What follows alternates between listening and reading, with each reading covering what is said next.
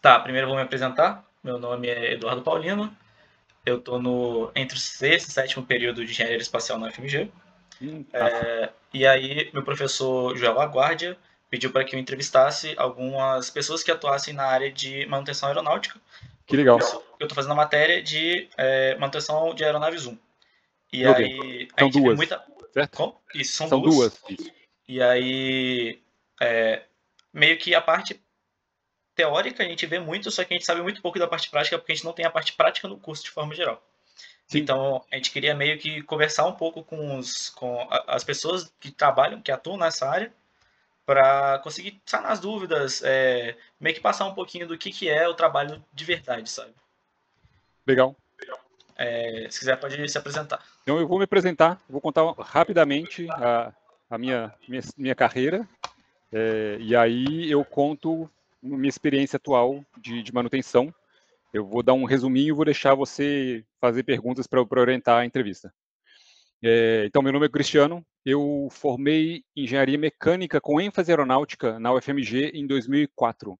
Na época não tinha aeroespacial. Tinha só engenharia mecânica e tinha ênfase com as mesmas disciplinas que você faz hoje, eu imagino. Só que aí depois eles separaram e deve ter um currículo dedicado, né? Na época, eu fiz estágio na Alfa Manutenção de Aeronaves, que era no aeroporto Pampulha, então era aí do lado. Eu era estagiário, eu trabalhava com STC, que é fazer modificação de projeto de aeronave. Geralmente eram instalações pequenas, instalação de GPS, instalação de outros equipamentos pequenos. Na época, a ANAC passou um regulamento que aeronaves com 9 assentos precisavam ter o CVR, que é o Cockpit Voice Recorder, a gravação de voz do cockpit. E aí as pessoas, em vez de instalarem isso, elas removiam um cinto de segurança e refaziam a certificação da aeronave para 8 passageiros. Então esse é mais ou menos o que eu fiz no meu estágio.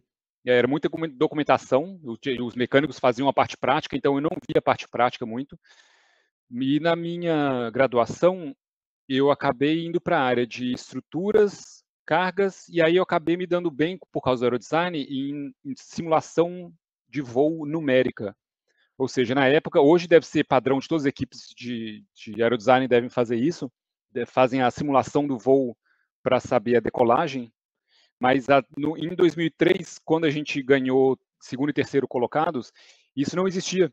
O professor Scold, na época, era doutor, virou para a gente e falou assim: vocês têm que fazer um programa que faz a simulação do voo, e aí a partir daí vocês vão conseguir otimizar os seus parâmetros. Então, eu fui para a Embraer, trabalhei com um manual de operação. Eu formei, fui para a Embraer, trabalhei com um manual de operações por mais ou menos 2 anos.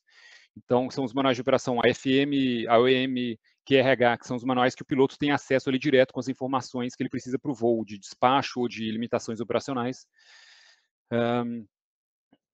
Que é uma área muito legal, você entende como é que a operação da aeronave funciona, porém, aquilo não me satisfez, era muito edição de Word para pouca engenharia, e daí eu fui para a área de simulação de voo, para estimar as cargas de voo para a área de estruturas. Você também faz simulação de voo, igual eu fiz no aerodesign, só que de manobras. Então eu fiz isso por 10 anos na Embraer, aí em 2014 eu vim para o Canadá para trabalhar na Bombardier, fazendo exatamente a mesma coisa, simulação numérica de voo para cargas. Eu fiquei 2 anos no Bombardier, a Bombardier na época, logo em seguida ela cortou quase 1.000 engenheiros de uma vez, porque ela estava quebrando. Então eu saí nessa leva e fui para a CAI, que faz simulação de voo, faz simulador de voo para treinamento de pilotos. Aí é um simulador diferente, é um simulador real-time, o piloto senta, você tem um cockpit real ali na frente dele, o piloto voa aquilo tudo, e de lá ele sai com a carteira já treinado para voar aeronave, porque o simulador level C ou D, eu não lembro mais as nomenclaturas, quando você sai daquele simulador, daquele level, como ele representa a aeronave real, você já pode ir direto para o avião, não tem muita diferença significativa entre simulador e avião. E daí, mesmo, de novo, fiquei 2 ou 3 anos, teve a pandemia, na pandemia todas as empresas estavam demitindo, eu fui demitido, e aí, já que é uma entrevista, eu vou tomar um minuto para contar uma partezinha que é interessante da história, que eu fiz uma entrevista para a Airbus, para desenvolvimento de trem de pouso. Aí eu fiz a entrevista, eu estava precisando de emprego, porque os caras me demitiram. E aí, depois, quando terminou a entrevista, eu falei assim, eu adoraria pegar essa vaga, é o tipo de coisa que eu gosto de fazer. Porém, eu tenho um colega, que é o Marcelo, que mora aqui também, aqui em Montreal, que essa é a especialidade específica dele. Vocês já conversaram com ele? Não, a gente está tentando trazer o Marcelo, já tem 2 anos já e não conseguimos. Eu falei assim, não, beleza, então se o Marcelo não quiser, essa vaga é minha. E aí eu desliguei o telefone e liguei para o Marcelo direto. Marcelo, a Airbus está procurando uma vaga, a vaga é a sua cara. Eu estou desempregado, estou precisando dela. Aí o Marcelo, beleza, vou dar uma ligada. O que eu não sabia é que o Marcelo estava trabalhando na Mitsubishi onde eu estou hoje, que é a área de In-Service Engineering. In-Service Engineering é exatamente a engenharia que vem depois que o produto já está em operação. O Marcelo ligou para a Airbus, fez a entrevista, passou, e aí ele virou para a gerente dele e falou assim, estou saindo. Ela falou, e agora o que eu faço? Ele falou assim, eu já sei quem vai entrar no meu lugar. E aí o Marcelo me chamou, então a gente trocou mais ou menos, né? Então o Marcelo hoje está na Airbus e eu estou na Mitsubishi. A Mitsubishi comprou o CRJ, que são os aviões que eram da Bombardier. A Mitsubishi comprou, então a Mitsubishi tem várias divisões. Uma das divisões da Mitsubishi é a Mitsubishi Heavy Industries, e dentro do Heavy Industries ela tem a subdivisão que é dos Regional Jets, que são esses aviões menores. O CRJ 200, 700, 900 e 1000, eles são aviões de capacidade de, sei lá, 30, 50 passageiros. São competidores do CRJ, do Embraer 135, 140, 145. Enfim. O que eu faço na Mitsubishi hoje? A gente tem uma frota, deve ter mais, eu vou chutar aqui, eu não sei o tamanho da frota. Deve ter lá, sei lá, 200, 500 aviões voando.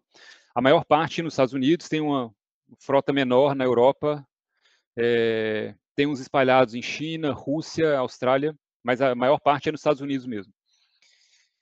E o avião em operação, ele passa por várias situações que não foram previstas durante o desenvolvimento dele. Durante o desenvolvimento, o pessoal faz o manual de manutenção e escreve o que fazer quando essa peça falhar, essa peça quebrar, essa estrutura apareceu fadiga, já tem vários reparos que já são previstos. Mas a pessoa que trabalha com o manual de manutenção não consegue prever todos os problemas que vão ocorrer. Um problema clássico que eu escrevi para você hoje no grupo é o pouso duro. O requisito no parte 25 é de que o avião tem que ser projetado para pousar em até 10 pés por segundo de velocidade vertical. Acontece que às vezes tem rajada, às vezes o piloto vem quente, às vezes o piloto é ruim, às vezes tem neve, às vezes o cara está com falha, às vezes o aeroporto é curto. Um monte de coisas pode acontecer que esse cara, por exemplo, arredonda em cima da hora. Né? O avião ele vem numa taxa de descida relativamente constante, o ângulo é constante, né? A velocidade varia um pouco. Quando chega ali nos 50 pés acima da cabeceira da pista, esse cara puxa o nariz para cima e isso reduz a velocidade de descida e o avião faz o pouso. E aí quando você encosta no chão com quase velocidade nenhuma vertical, é o chamado pouso manteiga, que o Cláudio Barros adorava falar. E quem me deu manutenção mecânica, manutenção de aeronaves, foi o Rogério. Eu imagino que ele esteja aposentado hoje, né? Eu acho que ele já aposentou, já. Ah, tá. Já tem 20 anos. Inclusive, se você puder descrever de novo o problema exato que você falou lá no grupo, porque como está em vídeo, ele não tem muito acesso ao que foi discutido Vou antes chegar desse lá. vídeo, entendeu? Sim. Ok. Eu vou falar desse problema específico, depois eu falo do problema mais generalizado. Esse problema específico é para dar um exemplo, né? Então, um avião, por várias condições diferentes, eventualmente atinge o solo a uma velocidade vertical acima de 10 pés por segundo. E aí, o que você faz? Inclusive, outro colega do grupo me mandou mensagem hoje explicando o que eles fazem na Gol. Então, assim, eu estou Agora acho que eu vou começar a perguntar mais por aí para ver, porque deve ter formas diferentes de olhar para isso, mas o que a gente faz é, a gente tem os dados da caixa preta, que gravam acelerações, gravam altitude barométrica, altitude de radalt, né, que é a distância até o solo, velocidade de solo, velocidade do ar. E aí, com esses dados todos, você consegue fazer uma estimativa da sua velocidade vertical. Com essa velocidade vertical, você consegue fazer uma simulação do trem de pouso e achar as cargas no trem de pouso e comparar elas com as cargas que foram levantadas na época do desenvolvimento do avião. A Mitsubishi, hoje, que é a parte que foi comprada do Bombardier, ela não detém a tecnologia. O trem de pouso não é da Mitsubishi, o trem de pouso é de outras duas empresas, da Safran para um modelo e da Collins para outro modelo, porque na hora que você está fazendo um avião, são muitos sistemas, você não consegue fazer todos, né? Tipicamente uma empresa como a Bombardier ou como a Embraer, elas não são fábricas, elas são montadoras, elas compram peças prontas de várias outras fábricas, outras empresas e coloca tudo junto, é uma integradora. Então, por isso que tem muito na Embraer, você conhece muitas pessoas que você pergunta qual que é o trabalho dela, ela diz, eu sou um integrador, porque alguém tem que conseguir colocar tudo isso, fazer os requisitos e colocar tudo junto. Enfim, lembrei agora, o exemplo que eu dei no grupo foi o do overspeed, que é quando você ultrapassa a velocidade de projeto. Vamos chegar lá. Então, esse exemplo do pouso duro é um exemplo da manutenção que não foi prevista. Em lugar nenhum, alguém fez um cálculo lá na época do desenvolvimento do que fazer com o avião se ele excedesse 10 pés por segundo. Quando chega a 14 pés por segundo, no caso do avião com que eu trabalho, você deu bottoming, né? Deu batente mecânico, geralmente você acha danos mecânicos na estrutura, danos físicos, né, mecânicos. Você acha deformação, você acha painel flambado, você acha peça trincada.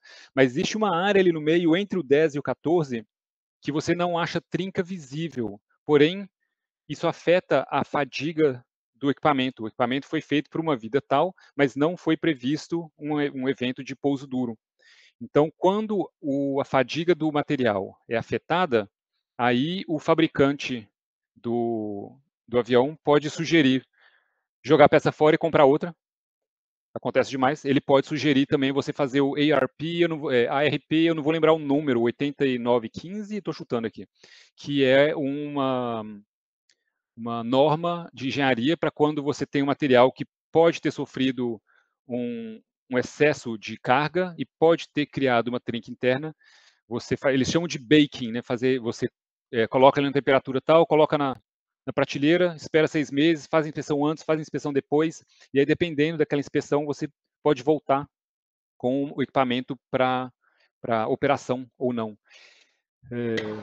Que tipo de inspeção vocês fazem? Tipo, ensaio não destrutivo? Qual tipo de inspeção exatamente? Não é exatamente a minha área, porque existe um outro cara que trabalha comigo, que é o cara de hidromecânica, mas as inspeções elas estão previstas já no manual. Mas inspeções em geral, tem níveis de inspeção, né? Primeira, você vai lá, olha em volta, vê se está tudo no lugar, vê se não está vazando óleo, vê se não tem nenhuma trinca aparente.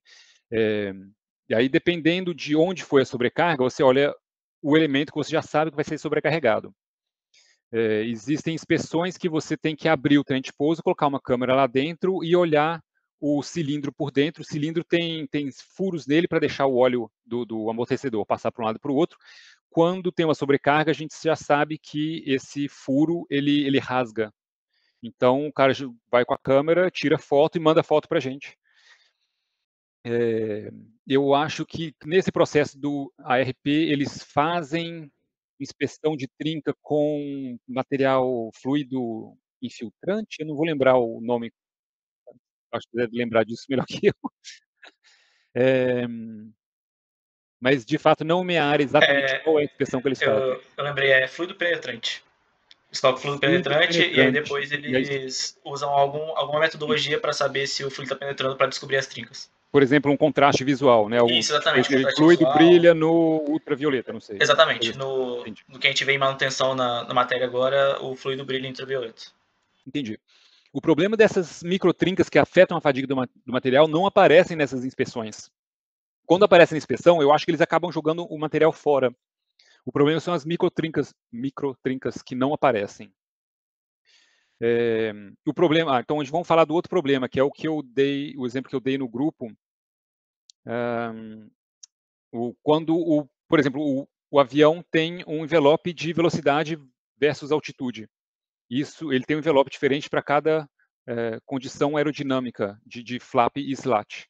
E aí, de vez em quando, acontece. Não vou dar nenhum exemplo real, não, mas um exemplo inventado agora, um piloto estava entediado e puxou a alavanca, ou ele esqueceu, ou não sei. É difícil saber o que se passa na cabeça do piloto. O fato é que existem casos em que o piloto, por exemplo, ele está a 300 nós, a 30 mil pés de altitude, ele puxa a alavanca e o slat estende. Num avião moderno como o Global 7000, por exemplo, que eu trabalhei, talvez o avião não te deixasse fazer isso, porque é tudo muito integrado. Mas o avião antigo do início da década de 90, como o CRJ, você mandou, ele fez. É igual o seu carro, você está na rodovia, você puxou o freio de mão, ele vai acionar o freio. Né, não tem proteção nenhuma nesse sentido. E aí, só que o slat ele foi projetado para voar até, vamos supor, 180 nós até 15 mil pés.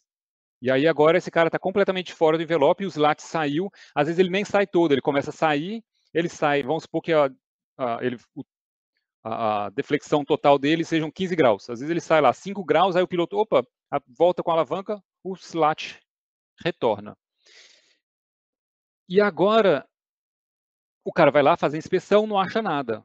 Mas vai que você deu um overload, né, uma sobrecarga em algum componente, e você não viu na inspeção, ou tem uma trinca, isso vai afetar a fadiga, e você não quer que esse slat pule para fora em voo. Então tem dois problemas aí. Um é como analisar esse caso de carga. O outro problema é, esse avião pousou, os passageiros saíram, outros passageiros entraram e eles querem decolar. Você não quer groundear um avião por uma suspeita de sobrecarga. Sim, não é que você não quer, né? Você não quer, mas não é ideal para o ponto de vista econômico da companhia. Se você groundear o avião em qualquer pequeno incidente, as companhias vão quebrar. Então, isso é uma coisa que a gente não vê muito na hora do desenvolvimento, e por isso que eu falei do meu background de desenvolvimento na Embraer. A gente só está lá para cumprir requisito, o avião tem que passar por isso, isso, isso. Ninguém lá no desenvolvimento fala assim, nossa, mas vamos aproveitar e calcular aqui, vai que esse cara abre o flap ou o slat numa velocidade mais alta, né? Então, primeiro, quando acontece isso na frota, a gente tem que avaliar se a gente deixa esse avião voar mais uns dias até fazer a inspeção, ou se ele tem que fazer a inspeção e depois voar uns dias, e se e aí depois, nesse período em que o avião está voando,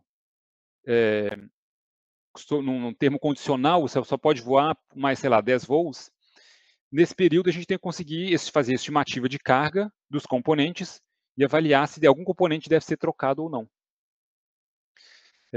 E aí, nesse período, essa estimativa de carga, esse é meu trabalho. Eu tenho que agora estimar uma carga aerodinâmica de um flap voando. Eu tenho as condições exatas, porque a gente tem a gravação do voo, da caixa preta, mas agora eu preciso voltar para aqueles softwares que foram desenvolvidos pela empresa do cálculo de carga e as tabelas aerodinâmicas e extrapolações, interpolações, que foram escritas no início da década de 90, que não necessariamente foram bem documentadas. Às vezes o programa não foi feito para rodar em PC, às vezes foi feito para rodar em servidores diferentes que não existem mais.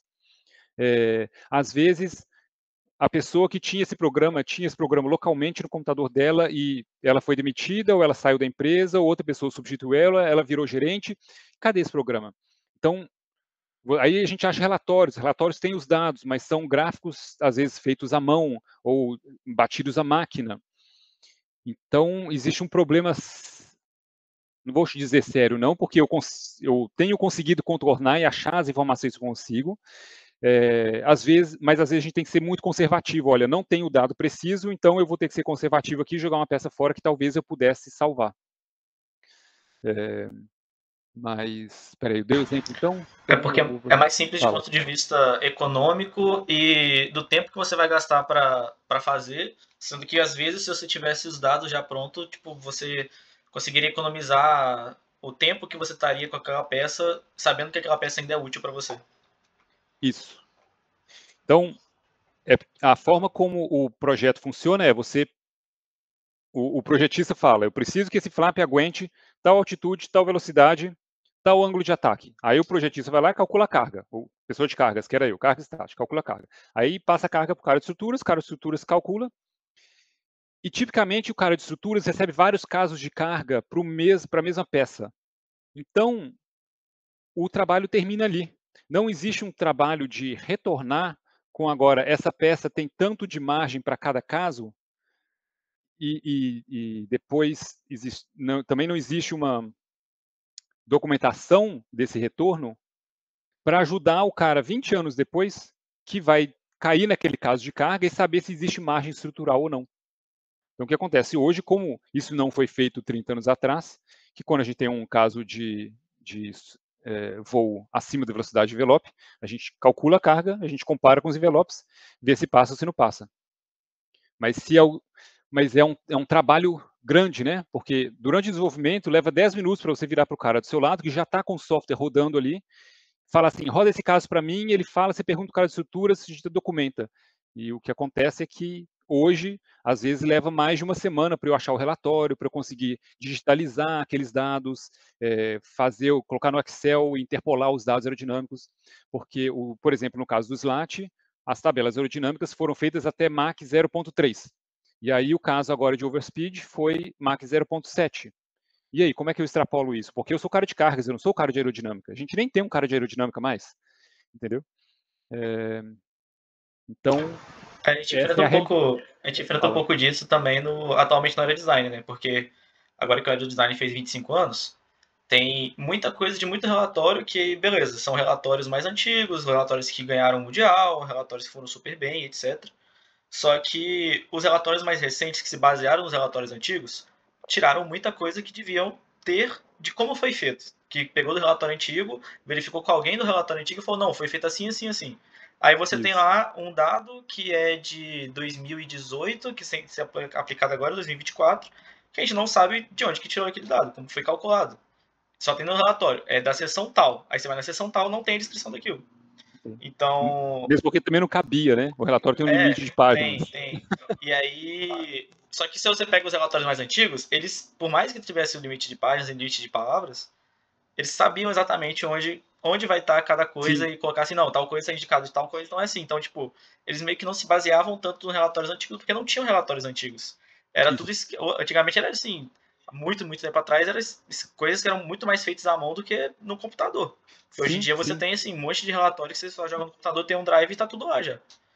Sim. Só que as coisas mais antigas, tipo 2015 para trás, a gente não tem tanto acesso mais, porque são coisas que já estão escritas em impressas. Sim, porque cada um guardava no próprio bolso, no pendrive que levava ali, e aí no próprio drive, né, não existia a mentalidade de vamos guardar esse dado para o futuro e, né, fazer a pastinha dos anos, não existia isso.